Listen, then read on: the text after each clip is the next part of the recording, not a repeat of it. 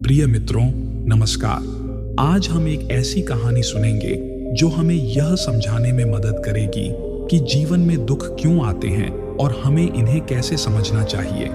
इस कहानी के माध्यम से हम सीखेंगे कि दुख के बिना जीवन का मूल्य और भी समझा जा सकता है। एक समय की बात है, एक छोटे से गांव में एक बहुत ही सुंदर बाग था। वहां हर तरह के रंग बिरंगे फूल थे जो हर सुबह अपने सुंदर रंगों और सुगंध से लोगों का स्वागत करते थे। लेकिन इस बाग के बीचों बीच एक छोटा सा पेड़ था जो हमेशा सूखा और मुरझाया सा रहता था। गांव के लोग इसे देखकर हमेशा दुखी होते थे और सोचा करते थे कि इस पेड़ को भी कुछ उपचार मिलना चाहिए।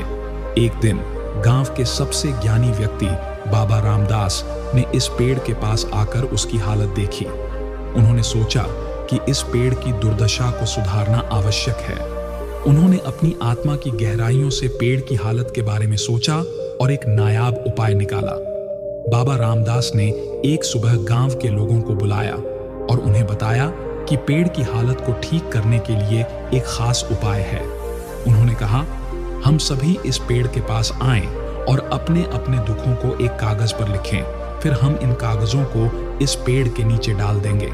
इस तरह हम अपने दुखों को साझा करेंगे और पेड़ को भी हमारी स्थिति का पता चलेगा।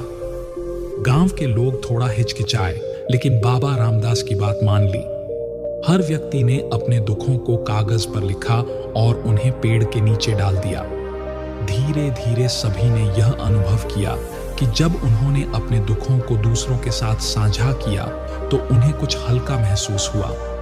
जब सभी ने अपने दुखों को साझा किया तो अचानक ही पेड़ में बदलाव आने लगे। सूखा और मुरझाया पेड़ धीरे धीरे हरा भरा होने लगा।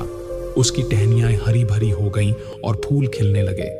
पेड़ ने उन सभी दुखों को अपना लिया और बदले में खुशी और सुंदरता का संदेश भेजा। गांव के लोग आश्चर्यचकित थे कि कैसे पेड़ ने उनके दुखों को संभाल लिया। उन्होंने महसूस किया कि जब हम अपने दुखों को साझा करते हैं और एक दूसरे की मदद करते हैं तो हमें अपनी समस्याओं से छुटकारा मिल सकता है। यह हमें सिखाता है कि दुख के बिना खुशी का महत्व नहीं समझा जा सकता। प्रिय दोस्तों, इस कहानी से हमें यह सीखने को मिलता है कि जीवन में दुख हमें सिखाने के लिए आते हैं। वे हमें और मजबूत बनाते हैं और हमें समझाते हैं कि खुशी और सुख की महत्वपूर्णता क्या है। दुख के समय में जब हम अपनी समस्याओं को साझा करते हैं और दूसरों की मदद करते हैं तो हम अपने दुखों को कम कर सकते हैं और अपने जीवन को बेहतर बना सकते हैं। उम्मीद है कि यह कहानी आपके जीवन में एक नई रोशनी लेकर आई होगी।